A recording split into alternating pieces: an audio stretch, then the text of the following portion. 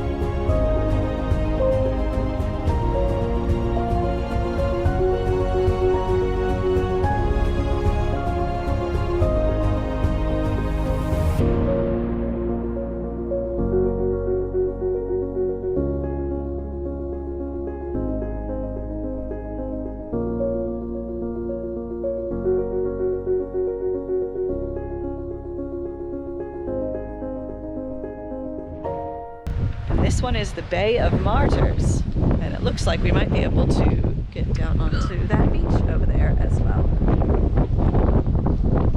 It's pretty windy out here.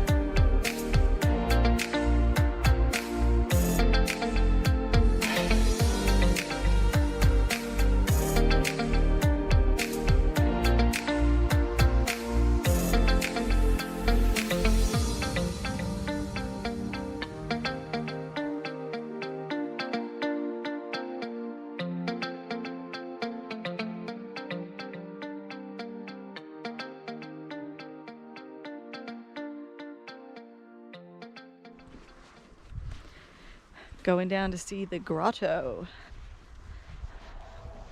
I don't know how long of a little walk it'll be to get there.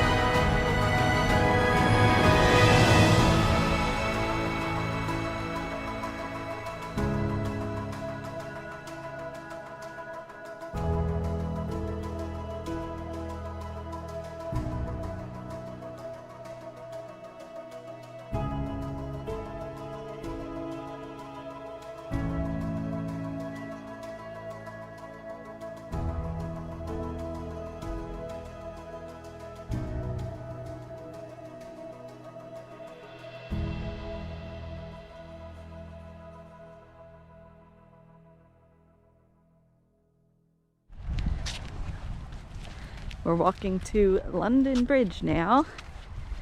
Lots of different things to see along the drive on the Great Ocean Road, and each one looks different. It's very cool.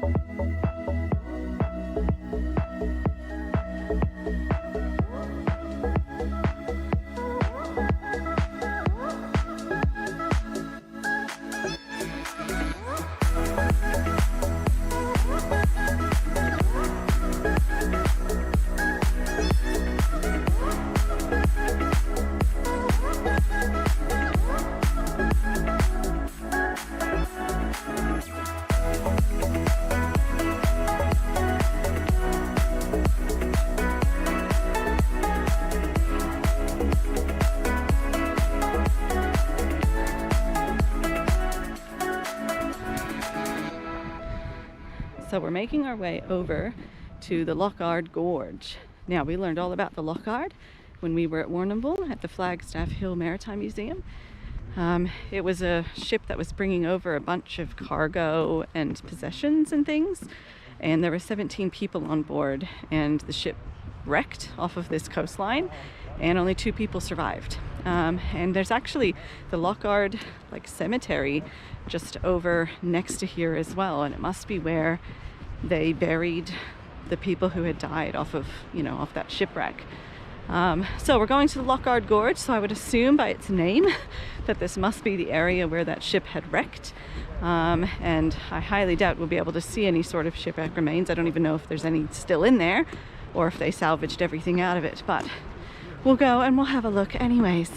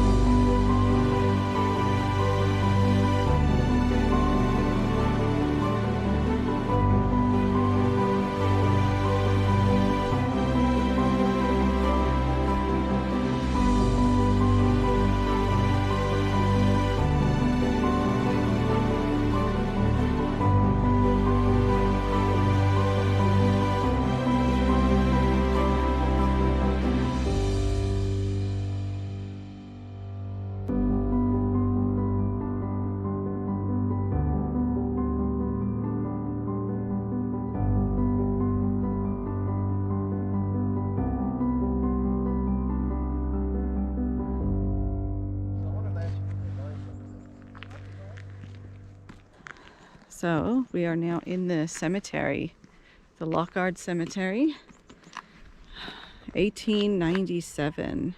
Yeah. So I'm not sure if all of the graves here were from people from the ship, because I'm pretty sure that ship sank in 1871, they said. But out of all the bodies, they only found 4 people. Yeah. So there were 17 on the ship. 2 lived. Yep. And 15 then the others died. And they only found 4 bodies. Yeah. Very sad. Yeah. But they've got their bodies obviously buried here. Yeah. So I'm not sure if some of them are just like in remembrance and they don't actually just have the, you know, the remains. But yeah. Some of them look like actual proper graves. So you never know. No, that's right. But it is nice that they did make a memorial for them. Yeah, a special cemetery. For that disaster.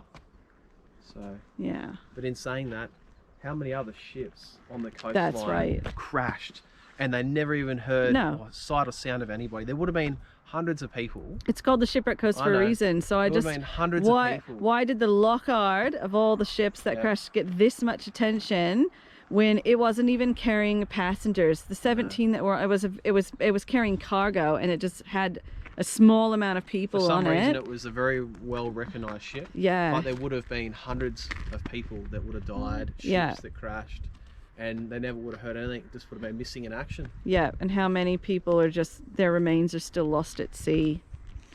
So it's always very humbling when you come through a cemetery.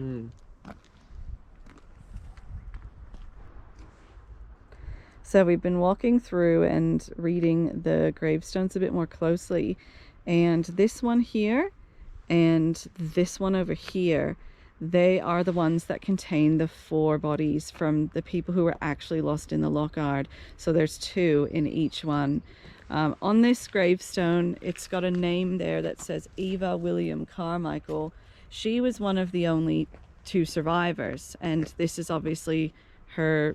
She was traveling with her parents, brothers and sisters, so I'm not sure which ones of these are here. It looks like it might be her mother and a sister, because it says Mrs. Every Carmichael and Miss Raby Carmichael, and then it's in loving memory of all of the others in her family that were lost, but they've only got the 2 bodies here.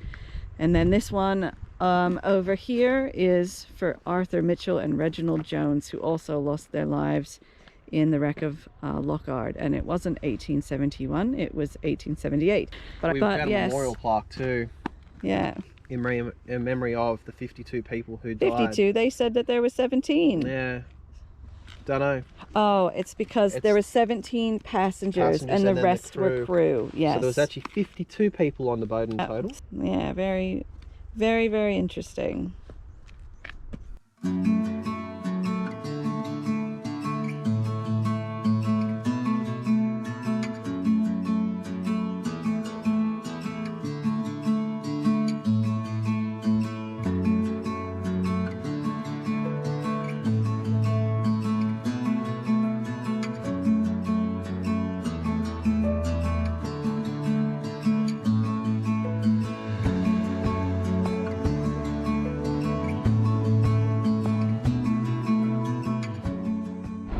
We're getting to the busier sections of the Great Ocean Road. Lots of tourists in this part. We're at the Gibson Steps, but I don't think we can see them from this lookout. I think we're gonna have to go down lower.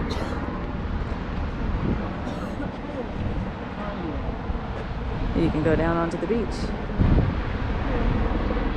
And you can hear choppers up above. They go overhead about every 5 minutes. Helicopter flights around here would make a fortune. You gonna walk down the Gibson Steps? Yeah. We're gonna go down to the beach. Yes. Dodge all the people. Can't even imagine how busy this place would be in the summertime. This is how many people can be here in the winter.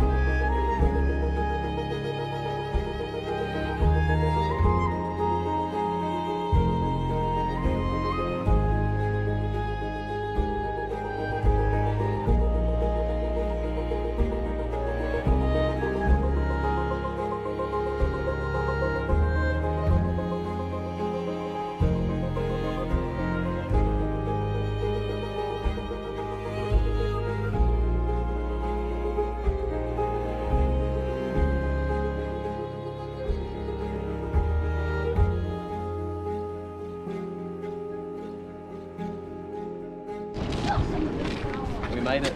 We made it. Yes.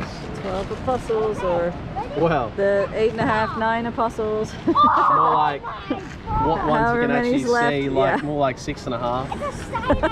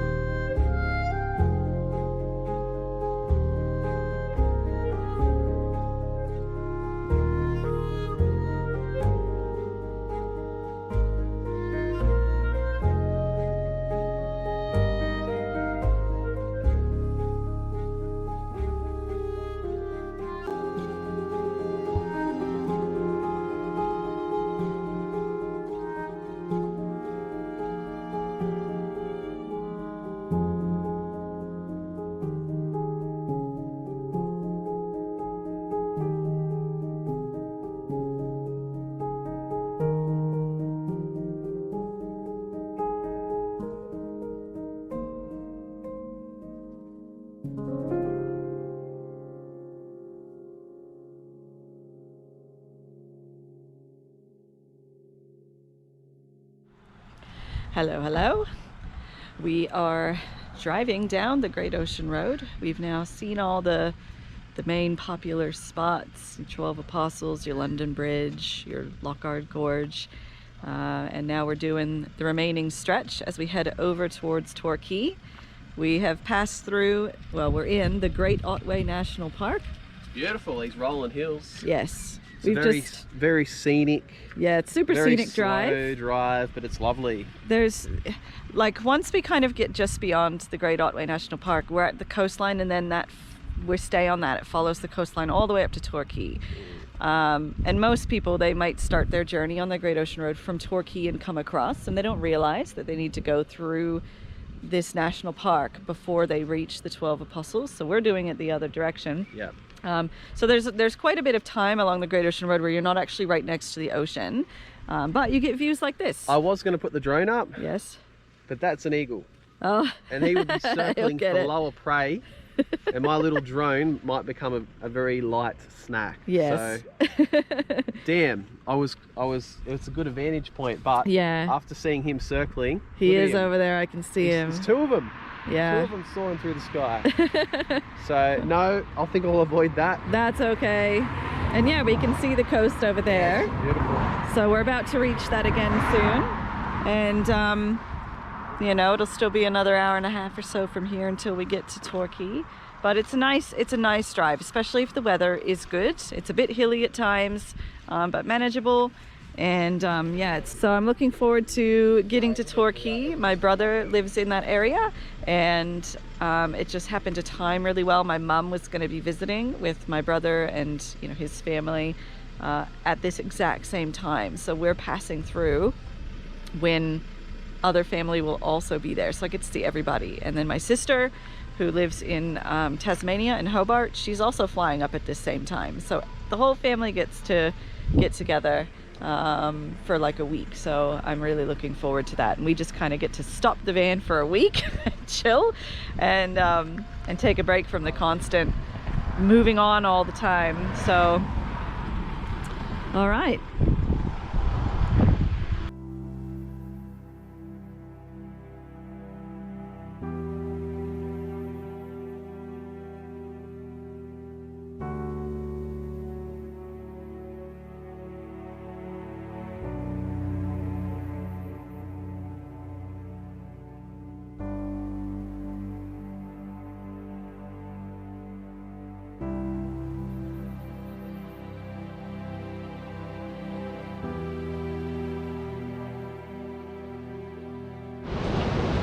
So we've made it to beautiful Apollo Bay. Look at this beautiful location.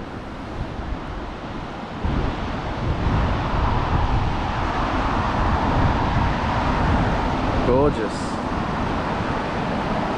Isn't this a nice spot? This place would be crawling with people. It would be. Yeah, definitely would. Surfers and beachgoers. So we just drove downtown, and they got a bakery down there. We just got a couple of pies and some sausage rolls, and we're just going to enjoy some breakfast. Yes.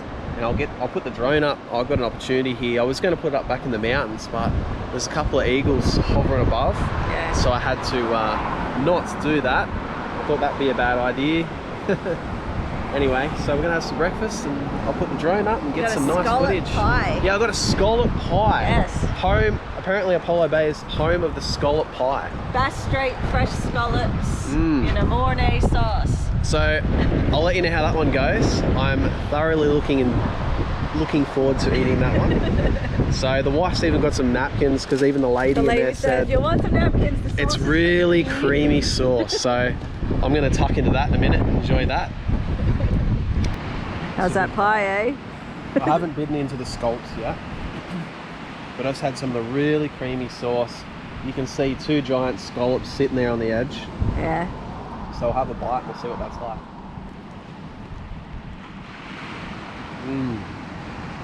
So tender, so juicy. Wow, I'm going to enjoy this. Good, because it was a $12 pie. Yeah, it's the dearest pie we've had to buy so far, but it's worth it. It's really nice. And scallops are not cheap. No. So. No. And these are fresh out of the Bass Strait, it said. So enjoy the pie. It's even good because normally when you buy scallops, if you go to Coles or Woolies and any of them places, a lot of them sell like Tasmanian scallops. And the one thing that really annoys me is they take the roe off, and the roe is like the best, creamiest bit. And this actually has a bit of roe on it, which is really good. So it's a full scallop, not just you're getting the white fleshy bit, you're actually getting the roe as well. So nice. if you like any type of seafood, try one of these scallop pies. Really nice. Beautiful. And to yes, brunch with a view. And to go with this location, yes, it's lovely.